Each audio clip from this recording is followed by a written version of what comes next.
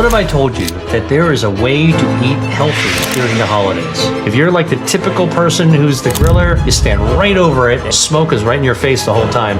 Not a good thing. Toxic to the brain, toxic to your liver, toxic to your heart. Sorry, that's just the way it is. Triggers your metabolism so that your good fat will burn down your bad fat, your harmful fat called visceral fat. Not a bad deal. And I know this was going to be hard. I recommend that you skip meats. These are the things that serve a lot of people and they're crowd pleasers. But guess what? The World Health Organization has classified meats as a class 1 carcinogen, cancer causing. So what are some healthier alternatives? Well,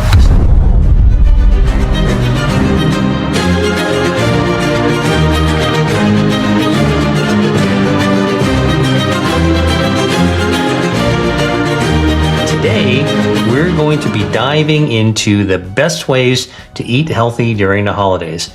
Any holiday, all right? And I'm going to tell you why it matters, what the science says, and what you can actually do about it. You ready? Let's get into it. The big question is, what are the best ways to eat healthy when you're celebrating a holiday? Regardless of your religion or culture, you're going to have some winter holiday where food is a big part of the tradition. Then in the spring, there are spring holidays, right?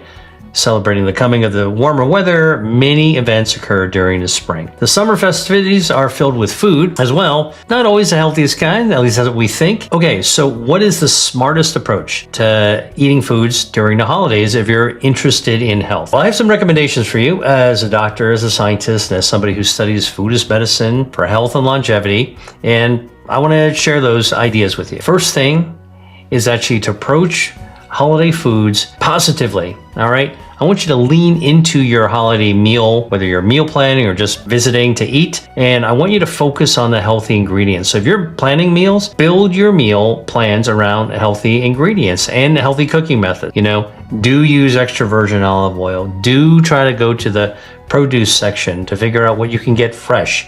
Do use fruits, vegetables, nuts, legumes, herbs and spices, healthy oils. Like choose from the good stuff, and that way the food is all going to be good as well. And here's the other thing. Holiday meals, often about abundance, right? Think about all the different kinds of side dishes you can actually serve, so you can squeeze in a lot of interesting healthy foods involving veggies and whole grains and fruit. Another thing for health during the holidays, general principles, cook everything yourself if you can. I know it's a lot easier to order pre-made or delivered over to you in gigantic batches, but honestly, if you look at the healthiest food traditions and food cultures around the world, they take pride in making everything from themselves from scratch. You know why? Because then you know everything that's in it, all right? You don't need some factory to put artificial coloring, artificial flavoring, artificial preservatives. By the way, a common artificial preservative is called potassium sorbate. Guess what that does? Recently, it's been shown to damage your gut microbiome. Healthy gut. Now you don't want that, and it's so common. All right, I found this out because I was going around looking at some sauces that I was interested in getting. I picked it up, and potassium sorbate, commonly, like one after another, I was picking up. It was always in there. I looked it up. Holy cow! It actually can hurt the gut microbiome. All right, cook everything yourself. You know what's going to be in it. Use healthy oils like extra virgin olive oil. Minimize salt. Don't add any artificial sweeteners at all. Minimize the sugars. All right, and if you're a baker, by the way, if you like to bake, please, I strongly advise using those artificial colors that come in the plastic squeeze bottles. Those artificial colors, you know, the red 30, red 40, you know, yellow 30, they're not good for you. And when those little plastic bottles, they're going to be shedding microplastics, which you don't want in your food either, okay? Make pretty cookies, but those chemicals, not so good for your body, all right?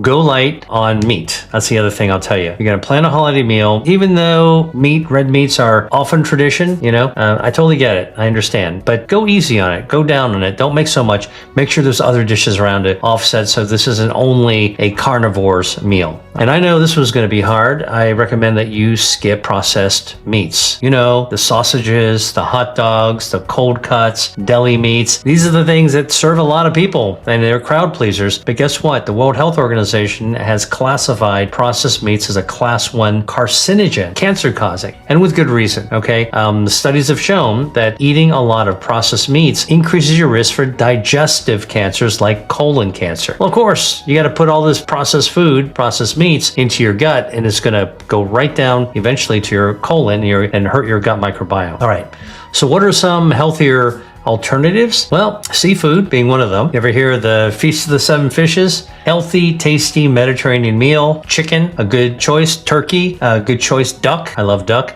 All delicious choices you can actually make that are a little bit better than red meat. So consider those. Now, obviously, how you cook your proteins can make a difference, right? You ever heard of deep fried turkey? Turkey meat is not so bad for you, but deep frying it, not a good choice. The frying actually creates acrylamides, which are actually plastics that actually have toxic effects in your body as well. All right, deep frying, that golden brown, that's a chemical reaction called the Maillard reaction that exactly generates those harmful acrylamides. Look, every now and then you have it, you're going to be fine. Once a year, okay, but whatever it is, don't do it often and don't eat too much of it when you have it in front of you. Here's another one that you want to actually be very cautious about in terms of the methods of cooking if you want to eat healthy during the holidays, and that's grilling your food. Summertime, bust out that grill. Man, it's like reminds me of the summertime, all right? But be careful, grilling meat produces carcinogens because the oils and the amino acids and the proteins, they drip from the meat, especially red meat, right into the flames, and poof, there's this nice magic smoke. It's the stuff that smells really good in the barbecue. If you're like the typical person who's the griller, you stand right over it and this nice, delicious, aromatic smoke is right in your face the whole time. Not a good thing. All right. That contains cancer risk increasing chemicals from the reaction between the drippings onto the flame. It generates polycyclic aromatic hydrocarbons, PAHs, and heterocyclic amines. I'm just telling you, you don't have to remember these. I'm just telling you that standing over a grill, having that smoke go into your face, packed with carcinogens. And by the way, it can actually get the carcinogens to coat your meat. Tastes great, smoke flavored, but it's got those carcinogens. So how do you counter that? Marinate your meat, okay? Regardless of what it is, any of your veggies in tropical fruits, pineapples and those kinds of things. Guess what? The antioxidants in fruit marinades can actually counter some of those harmful cancer-causing chemicals as well. You can neutralize them, all right? Marinate them ahead of time. Citrus, pineapple, pomegranate, cherry, papaya, those kinds of things, all great ways to actually marinate your meats ahead of time to protect yourself against some of the more harmful aspects of grilling the food. All right, let's talk about something else that we see a lot during the holidays, beverages. I always tell people there's the holy trinity of beverages, the three best beverages: water, coffee, and tea. Now, water, of course, is important for health because you need to hydrate all of your cells to work properly, including your brain. Your brain is made up of a lot of water, so it's super sensitive for being dried out. But water is good for you. Coffee, I love coffee. Great for waking up in the morning, give you that morning buzz, makes me a lot more alert, sharp. Coffee is really, really good. Coffee's got caffeine, good for brain health, better cognition, but it's also got chlorogenic acid. This is a natural bioactive, a natural chemical found in coffee beans, found in coffee grounds, and found in a cup of coffee. Benefits your circulation, anti-inflammatory, good for your overall health. Has cancer-starving properties as well. All right, so chlorogenic acid, good overall, and it activates your metabolism. How does it do that? Well, it helps a kind of fat in your body called brown fat burn down harmful visceral fat. So drinking a cup of coffee has chlorogenic acid. That chlorogenic acid gets in your bloodstream and triggers your metabolism so that your good fat called brown fat will burn down your bad fat, your harmful fat called visceral fat. Not a bad deal for the first thing in the morning, right? By the way, coffee is also good for gut health. And so here's the thing about coffee that makes it versatile for the holidays. It's beneficial whether you have it hot, whether you have it cold. When I have iced coffee, you still get the benefits from it. And here's a pro tip I want to give you about coffee. Black coffee is always the healthiest version of coffee to have. And the reason of this, if you add dairy to it, cow's milk, cream, half and half, all those traditional things you would add to coffee to cut it, guess what? The fat from dairy actually makes it harder for your body to absorb the good stuff, the chlorogenic acid. Forms little soap bubbles around it. Now you can use the nut milk and you'll be fine. Almond milk, soy milk, cashew milk, all that stuff is fine. They don't absorb with absorption, but cow's milk does. All right, so that's a little tip for coffee. And the same thing is true with tea. Tea has got catechins in it. Those are polyphenols that actually do all kinds of good things for your body, lower inflammation, improve your metabolism, actually even activate your stem cells to help you heal from the inside out. The good news about tea, you can have it just like coffee in different ways, all still good for you. Hot tea, iced tea. By the way, you can even use tea in your cooking, like in a stew. That's all good. Just don't add extra sugar. Don't add dairy fat to the tea. Almond milk, nut milk, all fine. You want to get those benefits from polyphenols, both in tea and coffee. And you don't want to add extra sugar. That's a key thing. Extra sugar, once in a while, it's okay. All right. But if you do it all the time and you put lots of sugar load into your body, that's a big calorie load. You're going to grow body fat. And guess what? That's going to actually cause inflammation in your body as well. All right. Oh, one more thing I talk about holidays and coffee that I forgot to tell you about is chocolate plus coffee. All right. Because chocolate's often a part of holiday food. I recommend chocolate for anybody who loves chocolate, but dark chocolate's what you want to go for. 85% or higher dark chocolates. Pretty dark. All right. Now, the chocolate contains polyphenols called proanthocyanidins. These are bioactives that come from the cacao beans, a plant-based substance. It's what you use to make chocolate. Darker it is, the more polyphenols, the more proanthocyanidin that's found in your chocolate. Good for you. Antioxidant, protects your DNA, lowers inflammation. Okay, good for your metabolism. But dark chocolate, 85%, pretty bitter. Okay. Now, some people like it. So I'm going to suggest if you are somebody who doesn't really like really dark chocolate, hey, here's a tip. Pair the dark chocolate with coffee. Chocolate plus coffee equals mocha. All right. So here's a perfect way to celebrate a holiday with a healthy beverage that's twice as beneficial because you've combined the coffee and the chocolate. Let's see if I can offer you some more practical advice. If you're entertaining and you are taking all this time to select healthy choices for your guest and for yourself, you know what? When you're actually eating, tell your guests why you chose the food, all right? From a health perspective, make that part of your conversation. If you look at the healthiest cultures in the world, Mediterranean, Asian cultures, food cultures, you get people together. People are talking about their food. And if somebody's a host, everybody's talking to the host about the food that they've cooked. Talking about it actually helps to actualize what you've done in your mind. All right. And by the way, when you do that, realizing during this holiday you are giving a gift to your friends, your family members, your guests. Speaking of eating. One of the things I want to actually tell you is also practical, and I wrote about this in my book, Eat to Beat Disease. Please quit the Clean Plate Club. You know what I'm talking about. When we were kids, our moms told us, whatever you put in your plate, you better clean it off. There's people starving in, name the country. All right. Clean Plate Club, actually, that came out during World War I, brought back during World War II. Not even relevant today. That was to save food for soldiers, etc. But listen, today we live in an era of abundance, and a lot of the chronic disease burden that we're dealing with has to do with the fact that just because we have it around us doesn't mean we should stuff ourselves to the gill with it, and yet many people do. Here's how you quit the Clean Plate Club. Number one, don't put too much on your plate. Whatever you think you might put, take a third less. Leave white space on your plate, okay? Number two, eat it slowly. It will actually fill you up if you eat slowly. If you wolf food down, guarantee you're going to feel like wolfing more down. Eat it slowly, and then the hormones in your stomach will signal to your brain as your stomach is filling up slowly. Hey, back off now. I think we're kind of full. So don't take too much. Eat more slowly, and never go back for seconds, no matter how good it is. All right. Leave yourself wanting for more. That's actually what's really important. And when you're, sampling different holiday foods, choose the ones that are healthy first. Pick some of the veggies up and put them on your plate. Not too much. Even the veggies, even the good food, don't eat too much of that. All right. So let me back up again. We talked a lot about different foods for the holidays. Let me give you kind of like some standout foods that you might think about. I like to host and I like to cook, so I'm just telling you from my own experience. Some standout foods that contribute to health if you're planning foods for the holidays or you're actually eating foods for the holidays and you want to actually know what you should pay attention to.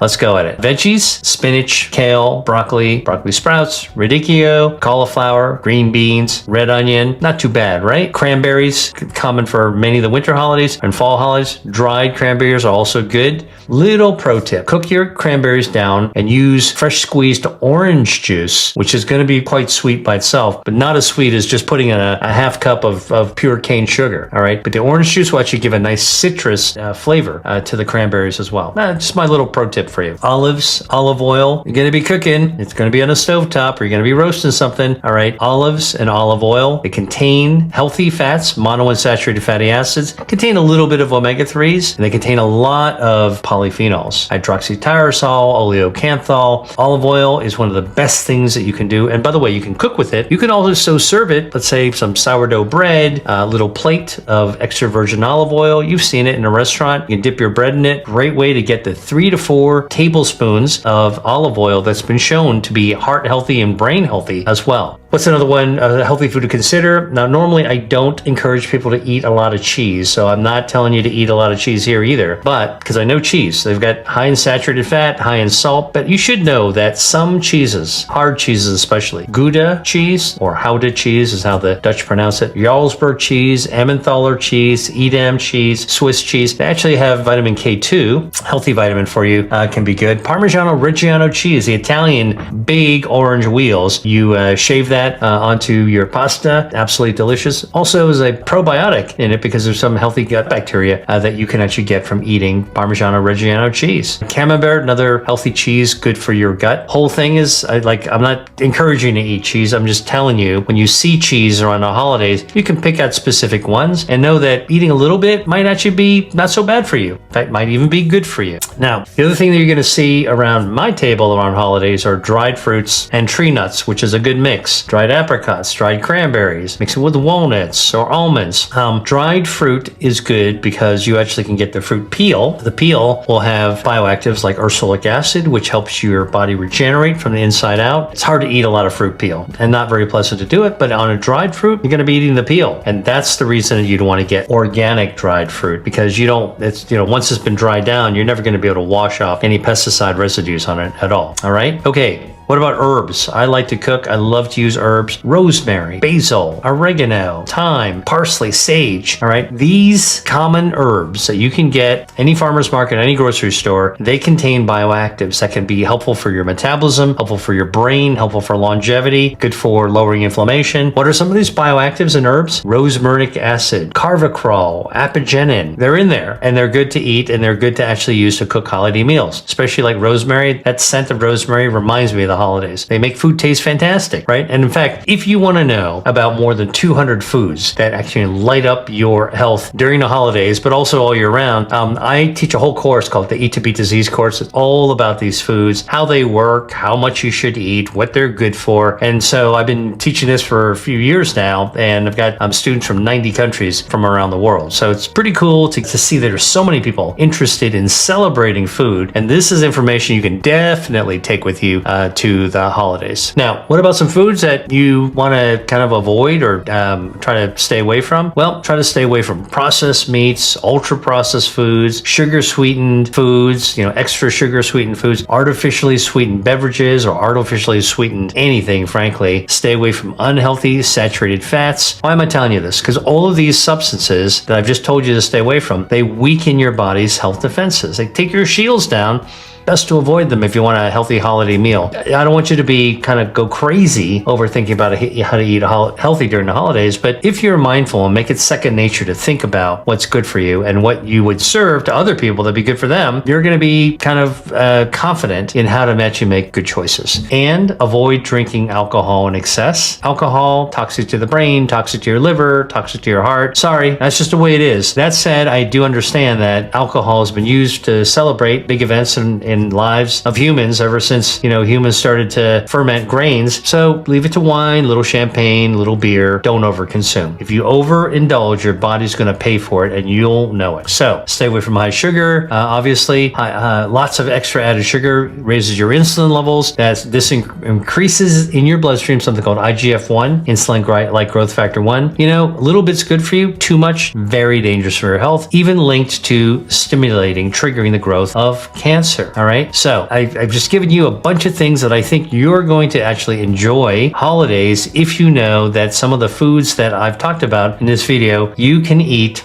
with confidence that they're actually going to be good for you. I would actually seriously think that you can take notes from this video, make a shop